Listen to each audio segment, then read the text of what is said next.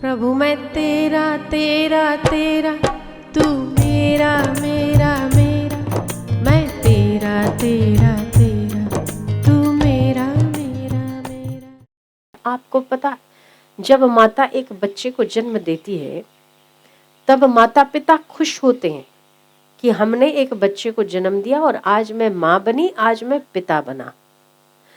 माता को पीड़ा होती है। आप सोच सकते हो कि माँ के शरीर का छोटे से छोटा हिस्सा, उसमें से इतने बड़े बच्चे को निकलना होता है, तो माँ को पीड़ा होती है। उससे 1000 गुना ज्यादा बच्चे को पीड़ा होती है। आप नहीं मानोगे कि बच्चा उल्टा होता है, उसके घुटने छाती की ओर होते और हाथ ऐसे बंधे हुए होते। आप क्या इतनी देर 5 मिनट, 10 मिनट, 15 मिनट या 25 मिनट ऐसा बैठ के दिखा सकते हो? आपको घुटन होती है, घुटन हो जाएगी, नहीं बैठ सकते आप। उसमें वो बच्चा 9 महीने रहता है। जब 9 महीने रहता है और उसे 7वें या 8वें महीने में बुद्धि आती है, उस समय वो भगवान से प्रार्थना करता है कि ये मुझे कहाँ डाल दिया। अब अगर मैं संसार में आऊंगा ना तो तेरा भजन करके गर्भवास की छुट्टी करूंगा। अब मुझे बार बार माता के गर्भ में मत भेजना, ये आखिरी बार भेज रहे हो मुझे। ये बच्चा अपने भगवान से बातें करता है, अपने ईश्वर से बातें करता है। उस समय उसे पूर्व जन्म भी याद होता है कि मैं कहाँ था, कहाँ आया हूं, मैंने पूर्व जन्म में कौन से कर्म किए थे जिसके कारण मुझे इस जन्म में इस माता का गर्भ मिलता है। आपसे कई गुना अधिक उस बच्चे की बुद्धि शार्प होती है। इसीलिए तो हम बालक को परमात्मा का स्वरूप कहते हैं। क्यों कहते हैं? क्योंकि वो निर्दोष होता है। अभी उसमें अहंकार प्रस्फुटित नहीं हुआ है। अभी उसे राग, द्वेष, मोह, माया, ममता, आसक्ति, झूठ, कपट, चोरी, छल, छिद्र, हिंसा, ये सब उसके चित्त में प्रविष्ट नहीं हुए। वो कोमल मन है, और जहां कोमलता होती है वहां निर्दोषता है, जहां निर्दोषता है वहां परमात्मा का स्वरूप है।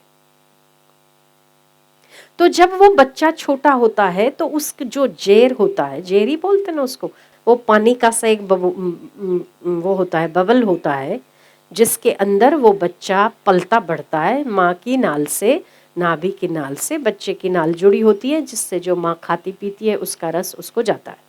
पर वो इतने महीने ऐसे का ऐसा रह के इतना परेशान हो जाता है। माँ खट्टा खाती है, उसे खट्टा लगता है क्योंकि उसकी कोमल चमड़ी होती है। माँ तीखा खाती है, उसे रोना आता है कि मत खा, इतना तीखा मत खा, मुझे पीड़ा होती है।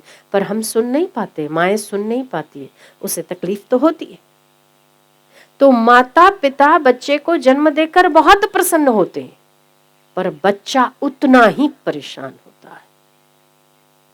वो भीतर ही भीतर अपने परमात्मा से प्रार्थना करता है कि दोबारा मुझे इस गर्भवास में मत भेजना। तब उसे रिकॉल होता है कि मैं ये था और अब मुझे इसमें भेजा गया है। तो वो पूछता है कि दोबारा मुझे इसमें मत भेजना। तो उसे भीतर से जवाब आता है कि अगर तो तू परमात्मा की शरण ग्रहण करता है, अगर तो तू अपनी मुक्ति की यत्न करता है, तो दोबारा तुझे गर्भवास नहीं होगा। तब वो कहता है कि मैं वादा करता हूं कि मैं संसार में आने के बाद तुझे भूलूंगा नहीं और दोबारा गर्भवास में जाऊंगा नहीं। ये वचन वो देता तो है, सभी बच्चे देते, क्योंकि वो इतनी तकलीफ में होते हैं। आपको जब आप एक छोटा सा मैं आपको एक एग्जांपल दूं कि आप अगर अभी बैठे हो और बैठे बैठे आपको सिर फटने लग जाता है पीछे का और शरीर तपने लग जाता है, आप अनकंफर्टेबल होगे कि नहीं होगे?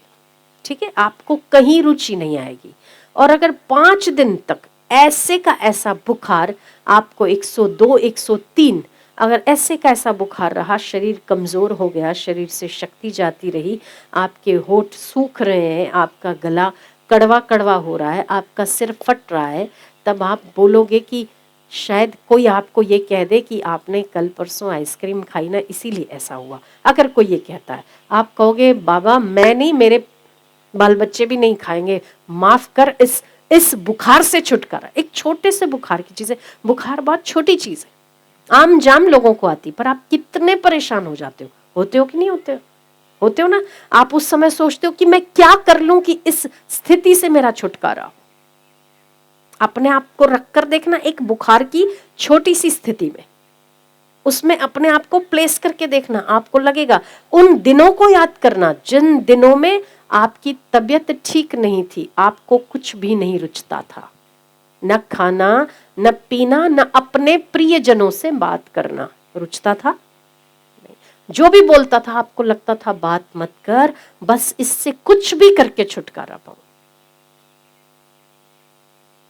एक छोटी बुखार जैसी चीज भी आप बैर नहीं कर सकते हो, उससे छुटकारा पाने का यत्न करते हो, तब 9 महीने आप एक स्थिति में उल्टे, वो भी उल्टे, आप अभी रह के दिखाओ, हम आपको इनाम देंगे। नहीं रह सकते। पैर ऊपर और सिर नीचे कौन रह सकता है? ऐसा नहीं रह सकता। आप रह सकते हो? ऐसे में 9 महीने रहने की बारी आई, तब तो बाबा मेरे भगवान मुझे माफ कर तू, अगली बार मैं ऐसा कोई कर्म नहीं करूंगा जिसमें मुझे इस कूप में, वो शब्द का उपयोग करता है कूप, कूप मतलब कुआं, मुझे इस कूप में आना पड़े, ऐसा मैं दोबारा नहीं करूंगा, भगवान मुझे माफ कर दे।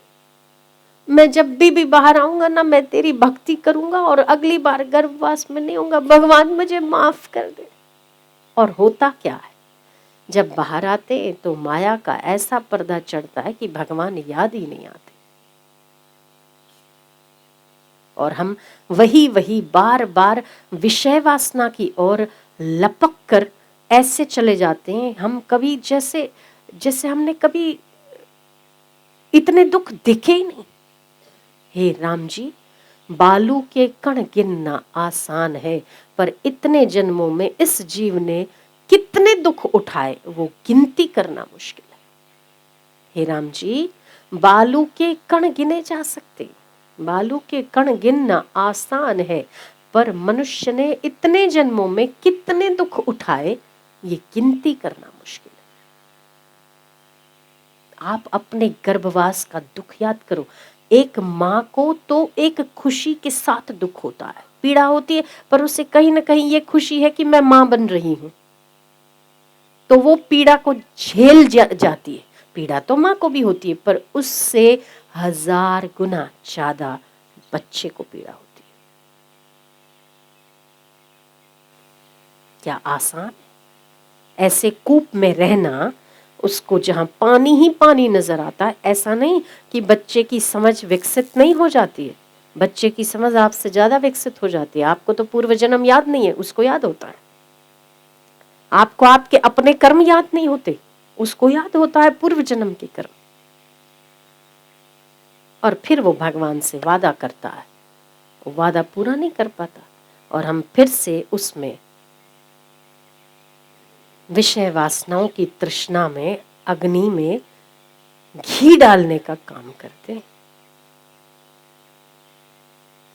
और मनुष्य बार बार परेशान होता है, बार बार दुखी होता है, बार बार उससे निकलने की कोशिश करता है। पर हम फिर से कहते हैं कि कभी कभी पात्रता होती है, या कभी कभी ईश्वर प्राप्ति की लगन होती है, या कभी कभी आत्म कल्याण की अपनी इतनी प्रबल इच्छा होती है कि उसके लिए एक वाक्य भी काफी होता है।